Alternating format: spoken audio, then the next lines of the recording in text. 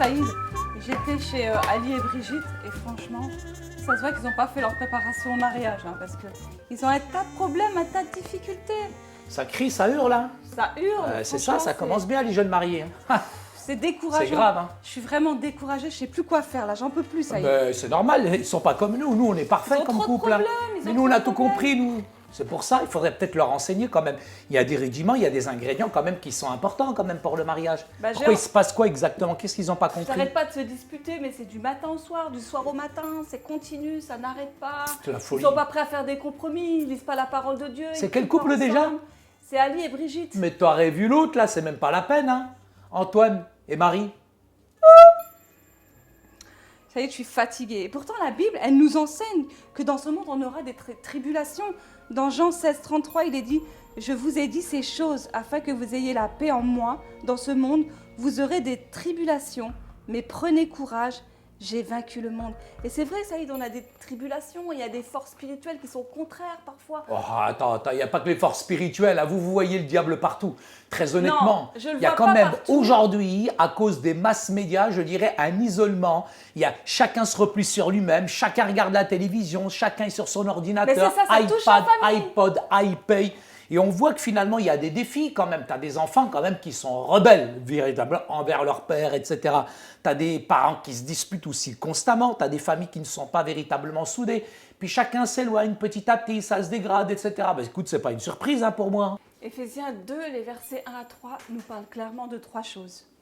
Il nous parle du monde, il nous parle du diable et il nous parle aussi de la chair. Et ça, Saïd, ça fait partie des tribulations qu'on a. Ok, on a notre part, comme tu l'as dit tout à l'heure, et je pense que dans ce couple-là que j'ai rencontré, il y a une grosse part d'égoïsme, mais il y a aussi le diable, et elle dit aussi, il y a aussi ce monde qui nous influence. Et c'est vrai que ce monde nous influence à vivre des choses contre-bibliques, justement, vis-à-vis du mariage. Jean, au chapitre 10, au verset 10, on a un ennemi commun, ils ont un ennemi commun. Il faut savoir qui est notre ennemi. La Bible dit qu'il est comme un lion, rugissant, cherchant qui il va dévorer. Et tu sais, si on ne vit pas les choses dans la cellule familiale, parce que qu'est-ce que c'est que l'Église? C'est d'abord la famille, et la famille, c'est l'Église dans l'Église. Et si nous vivons les choses spirituellement d'abord en famille, ça nous protégera, et ça sera un rempart extraordinaire contre les attaques de l'ennemi. Parce que toute arme forgée contre nous n'aura aucun effet. Du moment que nous avons cette protection, cette barrière, ce manteau spirituel autour de nous, la puissance de Jésus nous garde, Fatima. Tu sais, Saïd, le diable, il est très fort et ça infiltre petit à petit dans les familles. Et des fois, on ne s'en rend même pas compte. On devient égoïste, on a des désirs charnels. L'individu prend le dessus et c'est plus Dieu finalement qui dirige nos vies. Et ça, c'est important vraiment de se remettre en question quand on se rend compte que ça ne va pas et de se dire, mais qu'est-ce qui cloche dans ma vie? Et qu'est-ce que j'ai pas fait? Peut-être que je suis un peu trop égoïste. C'est sûr, mais il n'y a pas que... Parce que sinon, la cellule familiale, elle ne va pas être protégée. D'accord, mais il ne faut pas voir le diable partout. Il y a aussi, je dirais, des pères qui sont absents. Il y a des mamans qui sont envahissantes. Comme moi. Il y a toutes sortes, je dirais, de facteurs, de paramètres aujourd'hui qui nous montrent que finalement, il y a les divorces qui frappent les familles. Il y a toutes sortes aussi de choses qui ne viennent pas de l'ennemi, qui viennent de nous-mêmes, qu'on fabrique, qu'on produit nous-mêmes.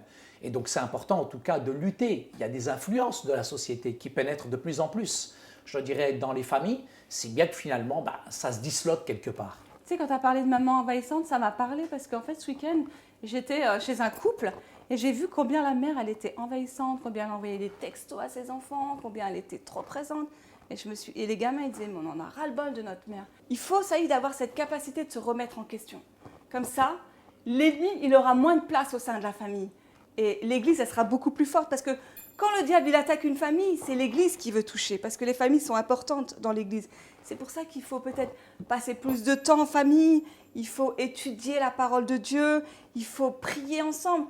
Et tout ça, c'est peut-être des choses qu'on a l'impression qu'on répète, mais combien elles sont fondamentales si on veut la bonne construction d'une famille.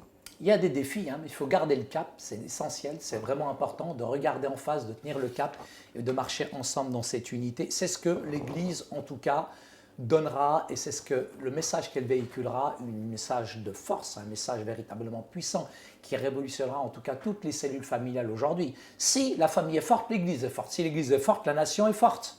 En conclusion, je dirais que les familles ont de grands défis à relever et font face à de nombreuses tentations, tout comme les individus. Mais notre ennemi ne s'attaque pas aux familles avec la même motivation. La famille chrétienne est une image de l'Église dans l'Église. L'unité familiale est cruciale pour la protection de tous les membres de nos familles, mais aussi pour la protection de l'Église. Oh là mais là, c'est les voilà que enfants, ça là, recommence. ils Non, c'est pas les enfants.